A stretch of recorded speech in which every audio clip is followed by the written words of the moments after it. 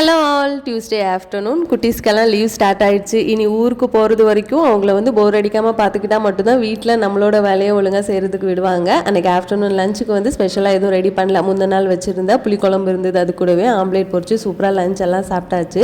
Evening ஸ்நாக்ஸுக்கு banana cake ready பண்ணலான்னு குட்டீஸ் கிட்ட சொல்லியிருந்தேன். எப்போவுமே நான் சமைக்கும் போது என் கூட நிற்கணும்னு ஆசைப்படுவாங்க. ஆனால் நான் அலோ பண்ண மாட்டேன். உடனே என்ன பண்ணுவாங்க, கிச்சனில் இருந்து ஏதாச்சும் அவங்களுக்கு பிடிச்ச பாத்திரம்லாம் எடுத்துகிட்டு போய் ஹாலில் உட்காந்து விளையாட ஆரம்பிச்சிருவாங்க.